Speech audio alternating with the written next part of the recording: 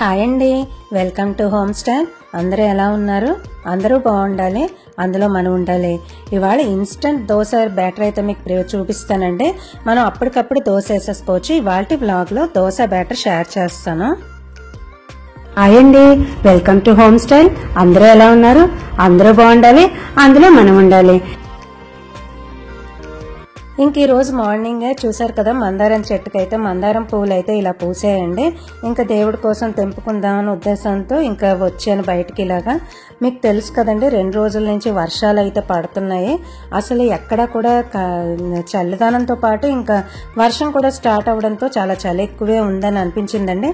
ఇంకా పూలు అయితే తెంపుకొని లోపలికైతే వచ్చేసి ఇంకా పూజకి అది ఇంకా ఇలా సర్దుకొని ఇంక ఇలా పెట్టుకున్నానండి. మందారం పూలు చాలా ఎక్కువే పోస్తాయండి, కాకపోతే దానికి ఎండ ఎక్కువ ఉండాలి. ఎండ లేకపోతే మాత్రం పూయవు. అందులోనూ 2 రోజుల నుంచి వర్షాలు మబ్బుగా ఉండడంతో కొంచెం ఇప్పుడు తక్కువే పూసాయని అనుకోవాలి. అలాగే మాకు సన్నజాజి మొక్కకు కూడా ఒక 4 పువ్వులు అయితే పూసాయి. ఇంకా అవన్నీ చూసుకుంటూ ఇంకా నేను ఈరోజు మీకు షేర్ చేస్తానన్నాను కదా, మార్నింగ్ బ్రేక్ఫాస్ట్కి మనకి ఈజీగా అయిపోయేది మీకు ఇందులో షేర్ చేస్తాను. అంటే మనం ఎప్పుడైనా సరే మినపట్లకి రుబ్బుకోకుండా ఉన్నప్పుడైనా సరే అప్పటికప్పుడు మనం దోశ వేసుకోవాలి అంటే మినపట్లు వేసుకోవాలి అని అనుకుంటే ఈజీగా ఇన్స్టెంట్గా ప్రిపేర్ అయ్యేది మీకు ఇప్పుడు చూపిస్తాను. అది మనం అప్పటికప్పుడు నానబెట్టుకునేనా చేసేసుకోవచ్చు. ముందు రోజే రుబ్బుకోవాలి అలా ఏం లేదండి. అలా చేసుకున్నా సరే మనకి క్రిస్పీ దోశలు అయినా సరే మామూలుగా సాఫ్ట్గా ఉండే దోశలు అంటే మనకి ఎలా వస్తాయి అన్నది అప్పటికప్పుడు ఎలా ప్రిపేర్ చేసుకోవాలి అన్నది ఈ వ్లాగ్లో షేర్ చేస్తాను. అలాగే మనం పొద్దున్నే తొందరగా హడావిడిగా మనం లంచ్ బాక్స్కి అది ఇవ్వాలని అనుకుంటాము. ముందు రోజు మనం ఏది రుబ్బుకోపోయినా సరే అప్పటికప్పుడు నానబెట్టుకుని మనం చేసుకునే రకం ఇప్పుడు మీకు చూపిస్తాను. దానికోసం ఒక గిన్నె అయితే ఇప్పుడు తీసుకున్నానండి. ఇందులో మనం గోధుమ నూక తీసుకోవాలి. నేను గోధుమ నూక అయితే ఇప్పుడు 1 కప్ తీసుకుంటున్నాను కదా. ఈ 1 కప్ గోధుమ నూకకి మనం ఎంతైతే గోధుమ నూక తీసుకున్నామో అందులో 1 కప్పు అటుకులు తీసుకుంటున్నాను. ఈ అటుకులు మనం ఇలా తీసుకున్న దాంట్లో మనం బాగా శుభ్రంగా వాష్ చేసుకోవాలండి. ఇంకో గిన్నెలోకి వేసేసుకుని వాష్ చేసుకుని అప్పుడు మిక్స్ చేసుకోవాలి. ఇప్పుడు నేనైతే ఇంకో గిన్నెలోకి దీన్ని శుభ్రంగా వాష్ చేసుకోవడానికి తీసుకుంటున్నాను ఇలాగా. అంతేనండి, చాలా తక్కువ ఇంగ్రీడియంట్స్ తోనే మనం దోశ బ్యాటర్ అయితే ప్రిపేర్ చేసుకుని అప్పటికప్పుడు దోశలు అయితే వేసేసుకోవచ్చు. అంటే మినపట్లు, కొన్ని ప్రాంతాల్లో మినపట్లు అంటాం, కొన్ని ప్రాంతాల్లో దోశ అంటారు కదా. ఇప్పుడు 1 కప్ గోధుమ నూకలో ఈ కడిగిన అటుకులను కూడా వేసేసుకుంటున్నాను. ఇదే మీకు నూక కావాలంటే కొంచెం వేగించుకునేనా తీసుకోవచ్చు. దీనికి నేను 1 కప్ పెరుగులాగా అంటే ఇంకా 1 కప్ కొంచెం తగ్గించే పెరుగు తీసుకుంటున్నాను నానపెట్టడం కోసం. ఇప్పుడు మన గోధుమ నూక అటుకులు కొంచెం సేపు నాననివ్వాలండి ఈ పెరుగులో. దానికి తగ్గట్టు కొంచెం వాటర్ అయితే వేసుకుంటున్నాను, ఎందుకంటే మన గోధుమ నూక వాటర్ని పీల్చేస్తూ ఉంటుంది. అలాగే పెరుగును కూడా పీల్చేసుకుంటున్నప్పుడు మనకి దోశ బ్యాటర్ లాగా మనకి రావాలి కదా, అంటే మనకి మినపట్లు రుబ్బు ఎలా రావాలో అంత కన్సిస్టెన్సీతో రావడానికి మొత్తం ఇది నానపెట్టేసుకుని ఇలా ఉంచేసుకోవాలండి. ఇది నానపెట్టుకుని ఇది నానే లోపల మనం చట్నీ అయితే కూడా ప్రిపేర్ చేసేసుకోవచ్చు. ఇదైతే నేను నాననిస్తున్నాను. ఒక అరగంట అయినా, ఒక చాలా తక్కువ సేపే చాలు. ఒక అరగంట నానితే అంటే మనకి చట్నీ చేసుకునే లోపల మనకి బ్యాటర్ అంటే మనకి గోధుమ నూక అటుకులు నానిపోతే సరిపోతుందండి. దానికోసం ఇంకా చట్నీ కోసం ఒక మూకుడైతే తీసుకున్నాను. మనకు కొబ్బరికాయ లేకపోయినా సరే అప్పటికప్పుడు మనం ఈజీగా తయారు చేసుకునే చట్నీ అయినా మీకు ఇప్పుడు చూపిస్తాను. అంటే పల్లి చట్నీ కూడా కాదండి, శనగపప్పుతో చట్నీ. ఆ శనగపప్పుతో చట్నీ ఎలా చేసుకోవాలి అన్నది ఇందులో షేర్ చేస్తాను. ఇప్పుడైతే మూకుడు పొయ్యి వెలిగించుకుని పెట్టేసుకున్నాను కదా. ఇలా ఉన్న దాంట్లో కొంచెం ఆయిల్ వేసుకోవాలి. ఆయిల్ వేసుకుని మనం సింపుల్గా ఈజీగా చేసేసుకోవచ్చు. మన దగ్గర కొబ్బరికాయ ఉండవలసిన అవసరం లేదు. కొంచెం ఆవాలు అయితే వేసుకుంటున్నాను. కొబ్బరికాయ చేసుకున్నా కూడా మనకి పాడవుతుందో లేకపోతే ఏదైనా అనిపిస్తే అప్పటికప్పుడు చేసుకోవాలి కదా. ఇది మనం కొబ్బరికాయ లేనప్పుడు కూడా కొంచెం ఇలా చేసేసుకోవచ్చు. కొంచెం మినపప్పు, ఆవాలు ఇలా వేగించేసుకోవాలి. కొంచెం శనగపప్పు వేసుకోవాలండి. ఇప్పుడు ఫస్ట్ అయితే కొంచెం జీలకర్రను ఆవాలు నేను వేపేసుకుంటున్నాను. ఇది కొంచెం ఒక లైట్గా వేగాక మనం కొంచెం మినపప్పు, శనగపప్పు అలా వేగించుకొని దాన్ని ఎలా మిక్స్ చేసుకోవాలి, ఏమేమి ఇంగ్రీడియంట్స్ యాడ్ చేసుకోవాలి అన్నది మీరు ఎండ్ వరకు స్కిప్ చేయకుండా చూస్తే మీకు చట్నీ తాలూకు ప్రాసెస్ అర్థమైపోతుంది. ఇప్పుడు చూసారు కదా, శనగపప్పు అయితే వేసుకుంటున్నాను. అలాగే మినపప్పు, శనగపప్పు కలిపి మనం ఇప్పుడు ఒకేసారి వేగించేసుకోవచ్చు. రెండు కూడా నేను ఇదో 2 స్పూన్లు అదో 2 స్పూన్లు ఆవాలు జీలకర్ర వేగాక వేసుకుంటున్నానండి. కొంచెం ధనియాలు వేసుకుంటున్నానండి. ఇప్పుడు చెప్తున్నాను కదా, దీనికోసం సింపుల్గా మనం రెడీ చేసుకుని పెట్టుకున్న ఈ చట్నీలో మనం దోశ బ్యాటర్ అప్పటికప్పుడు మనం రుబ్బుకుని వేసుకున్నా సరే సరిపోతుంది. అంటే ముందు రోజే మనం నానపెట్టుకోవాలి, గ్రైండర్లో వేసుకోవాలి, ఒకరోజు పులవాలి, అలాంటి బాధలు ఏమీ లేకుండా అప్పటికప్పుడు తయారు చేసుకునే ఇన్స్టెంట్ దోశ బ్యాటర్ అయితే ఈరోజు మీకు చూపిస్తున్నాను. దానికి చట్నీ ఏం చేసుకోవచ్చు అన్నది నేను చేసుకుంటున్నది ఇందులో షేర్ చేస్తున్నానండి. ఇప్పుడు ఇవి లైట్ గా ఇలా ఏగిపోగానే మనం ఏమేమి వేసుకోవాలి, మిగతావి ఎలా ప్రిపేర్ చేసుకోవాలి అన్నది నేను చూపిస్తాను. ఇప్పుడు దీనికి నేను ఏగించిన శనగపప్పు కూడా యాడ్ చేస్తాను అన్నాను కదా. ఇది కొంచెం ఈ ధనియాలు, ఈ శనగపప్పు, మినపప్పు ఏగగానే ఏగించిన శనగపప్పే కాబట్టి ఒక్కసారి రఫ్ గా ఏగించేస్తే మనకు సరిపోద్ది. అంటే ఎక్కువసేపు ఏగక్కర్లేదు, ఆల్రెడీ అది రోస్టెడ్ ఇదే కాబట్టి శనగపప్పే కాబట్టి మనకి పర్వాలేదు. ఇలాంటి ఇంగ్రీడియంట్స్ మనం ఎక్కడి నుంచి బయట నుంచి రోజు తేవాలి, పెట్టాలి, అదే మనం పనిగా తెచ్చుకోవాలని ఏమి ఉండదు కదా. మన దగ్గర అప్పుడప్పుడు కర్రీస్లోను చట్నీస్లోను వాడిందే ఇలా ఉంచుకున్నప్పుడు ఆల్రెడీ శనగపప్పు, మినపప్పు మన ఇంట్లోనే ఉంటాయి కదండి.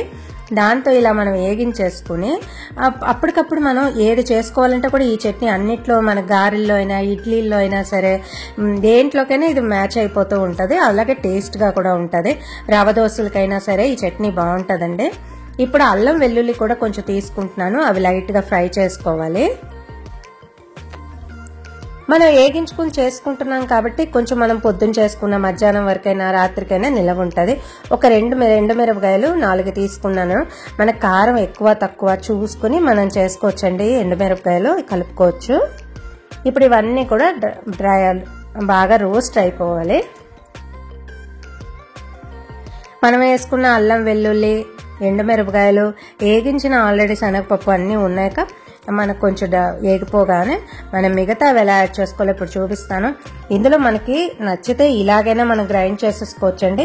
కాకపోతే మనకు కొంచెం కన్సిస్టెన్సీ కావాలన్నా, టేస్ట్ వేరే రకం రావాలన్నా సరే ఇందులో ఉల్లిపాయ అవి కూడా వేసుకోవచ్చు, లేదంటే ఇలా కూడా వేసేసుకోవచ్చు. నేనైతే కొంచెం ఉల్లిపాయ ఒక్క పాయ వేసుకున్నాను, ఇంకా కట్ చేసుకుని పెట్టుకున్నది కరివేపాకు ఇలా యాడ్ చేసుకుంటున్నాను.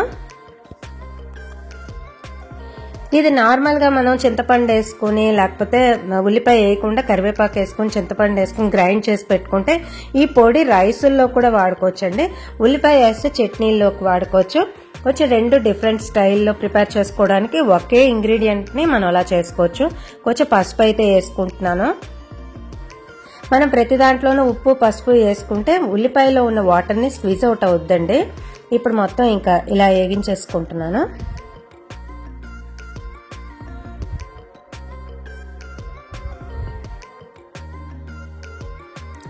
మనం ఈ ఉల్లిపాయ, పసుపు, కరివేపాకు అన్నీ కూడా ఇలా ఫ్రై చేసేసుకోవాలి బాగా.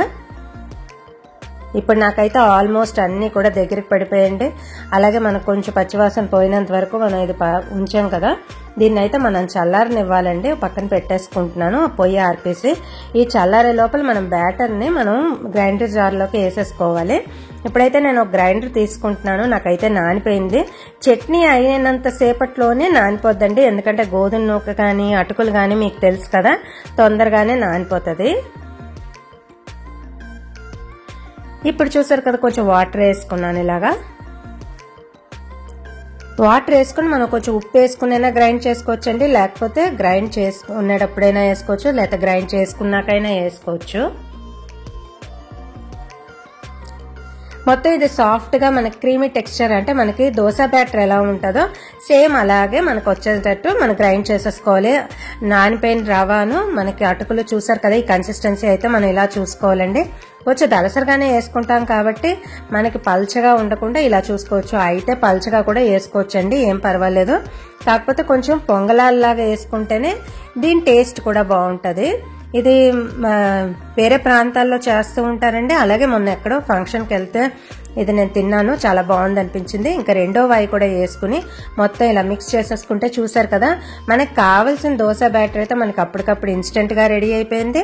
అలాగే ఇందులో కొంచెం సోడా వేసుకుంటే మనం అప్పటికప్పుడు రుబ్బుకున్నది కాబట్టి సోడా వేసుకుంటే బాగుంటుంది. సోడా వేసుకుని ఒక 10 నిమిషాలు మనం పక్కన పెట్టేసుకుంటే మొత్తం కూడా సోడా అంతా కలిసి మనకి అట్లు వేసుకోవడానికి వీలుగా బాగుంటుంది. ఇంకా చూసారు కదా, నిజంగానే ఈ కన్సిస్టెన్సీతో మనకి తొందరగా రెడీ అయిపోయినట్టు. ఒక అరగంటలో మనం పిండి రెడీ చేసేసుకోవచ్చండి. మార్నింగ్ నానబెట్టుకుని మనం అప్పటికప్పుడు వేసుకోవాలన్నా సరే ఒక 2 minutesలో ఇది పిండి అయితే మనకి నానిపోతుంది. అలాగే మనం రుబ్బుకోవడం ఈజీగా అప్పటికప్పుడు గ్రైండర్లో రుబ్బేసుకుంటే చాలా, అదే మిక్సీలోనేనండి, గ్రైండర్ కాదు కదా, మిక్సీలోనే రుబ్బేసుకుంటే బాగుంటుంది. ఈలోగా చట్నీకి కూడా నాకు చల్లారిపోయిందండి. మనం తీసి అది 10 నిమిషాలు పక్కన పెట్టుకున్నాం కదండి సోడా వేసి. ఈ లోపల చట్నీకి కూడా మనం రెడీ చేసుకునే లోపల అది మనకు రెడీ అయిపోతుంది. ఆ బ్యాటర్ అయితే మనం 10 నిమిషాలు కూడా ఖాళీగా ఉండని అవసరం లేదండి. ఇలా పలచగానే చేసుకుంటే బాగుంటుంది. ఇది తిక్కు కన్నా పలచగా బాగుంటుంది. చెప్పాను కదండి, ఇది ఇడ్లీల్లోకైనా సరే, రవ దోశలకైనా సరే, మామూలు ఇప్పుడు ఈ దోశలకైనా సరే, మామూలు మినపట్లకైనా సరే, దేనికైనా బాగుంటుందండి. ఇప్పుడు దీనికోసం అయితే తాలింపు వేసేసుకుంటున్నాను. కొంచెం ఆవాలు, జీలకర్ర, ఇలా ఎండుమిరపకాయలు వేసుకుని మనం తాలింపు ఈజీగా సింపుల్గా మనం వేసుకుని ప్రిపేర్ చేసేసుకోవచ్చండి. చట్నీ అయితే మనకి రెడీ అయిపోద్ది. అలాగే కొబ్బరికాయ ఉండాల్సిన అవసరం కూడా లేదు. కొంచెం తాలింపు ఇలా ఏగిపోగానే మనం తీసి పెట్టుకున్న, మనం గ్రైండ్ చేసి పెట్టుకున్న చట్నీ ఇందులో యాడ్ చేసేసుకోవడమే. కాకపోతే వేడిగా ఉన్నప్పుడు యాడ్ చేయకూడదండి, మనం పొయ్యి ఆర్పేసి యాడ్ చేయాలి.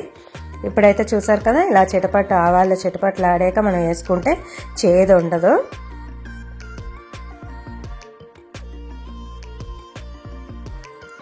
ఒక 4 కరివేపాకులు అయితే వేస్తున్నానండి. మనం అందులో వేసినా సరే చట్నీలో తాలింపులో వేసుకుంటే నిజంగా టేస్ట్ వేరే లెవెల్. పొయ్యి ఆర్పేసి పల్చని చట్నీ అయితే ఇందులో వేసేసుకోవచ్చు. ఇది ఎంత పల్చగా ఉన్నా అంత టేస్ట్గా కూడా ఉంటుందండి. గట్టిగా ఉండవలసిన అవసరం ఏం లేదు. పొయ్యి ఆరిపోయాక మనం వేసుకోవాలి. చూసారు కదా, దానికి తగ్గట్టు వాటర్ కూడా కలిపేసుకుంటే ఇంచుమించు ఒక 20 మంది వచ్చినా సరేనండి, మనం చట్నీ వెతుక్కోక్కర్లేదు. అంత చట్నీ కూడా మనకి సరిపోతూ ఉంటుంది. ఒక 10 మంది 20 మంది ఉన్నా కూడా మనకి ఇలాగే చట్నీ సరిపోతుంది. అలాగే మనం ఫ్రిడ్జ్లో పెట్టేసుకుంటే మరుసటి రోజు కూడా మనం ఇంకేదైనా టిఫిన్కి కూడా వాడుకోవచ్చు. 2 రోజులు మనకి సరిపోతూ ఉంటుంది. ఒకేసారి టిఫిన్కి 2 చట్నీలు ఒకేసారి, అదే 2 సార్లు చేయకుండా మధ్యలో ఫ్రిడ్జ్లో పెట్టేసుకుంటే మనం రేపటికి ఏదైనా ఇడ్లీ ప్రిపేర్ చేసుకున్నా, మినపట్లు ప్రిపేర్ చేసుకున్నా బాగుంటుంది. ఇప్పుడైతే కొంచెం ఆయిల్ వేసుకుని ఇందులో బ్యాటర్ మనం ప్రిపేర్ చేసుకున్నది దలసరిగానే వేసుకుంటున్నానండి. ఇప్పుడు ఇందులో చూసారు కదా, ఇది అటుకులు పొంగలాలైనా అనొచ్చు. బియ్యం నానపెట్టకుండా, మినపప్పు నానపెట్టకుండా అప్పటికప్పుడు మనం గోధుమ నూకతో ఇన్స్టెంట్ దోశలు అయితే రెడీ అయిపోతున్నాయండి.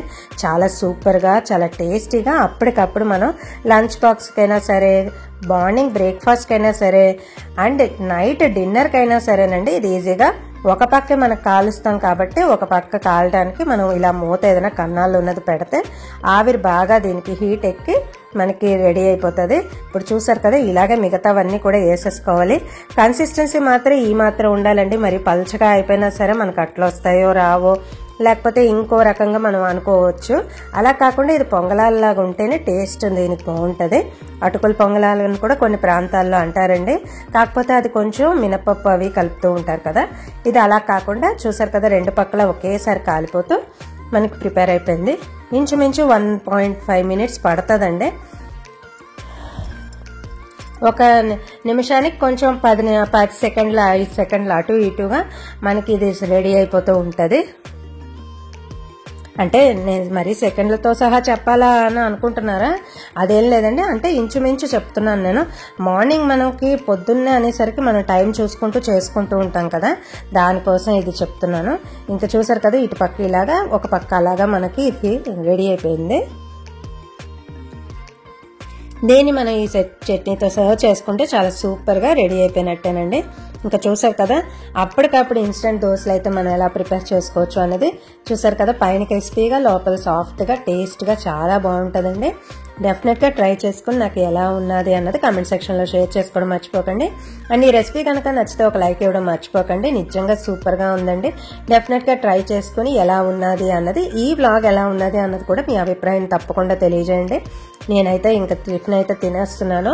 మరి మీ ఇంట్లో ఏం టిఫిన్ చేసుకుంటారు, ఇలాగే చేసుకుంటారా అన్నది డెఫినెట్గా షేర్ చేసుకోండి. నచ్చితే ఒక లైక్ ఇవ్వడం, అలాగే మీ అభిప్రాయం తెలియజేయండి. ఎందుకంటే మీ లైక్, అభిప్రాయం నాకు చాలా ఇంపార్టెంట్. ఫర్దర్ వీడియోస్ రీచ్ అవ్వాలన్నా సరే, మా వీడియోస్ మీకు ఎలా అనిపిస్తున్నాయన్నా సరే, మీ లైక్, కమెంట్ ద్వారా నాకు తెలియజేయడం మర్చిపోకండి. అంతేనండి ఇవాళ వీడియో. నచ్చితే లైక్ చేయండి, షేర్ చేయండి. ఇంకో మంచి వీడియోతో మళ్ళీ మీ ముందుకు వస్తాను. Thank you for watching. కదా. అంతేనండి. నచ్చితే లైక్ చేయండి, షేర్ చేయండి, కామెంట్ చేయండి, సబ్స్క్రైబ్ చేయడం మర్చిపోకండి. Thank you for watching.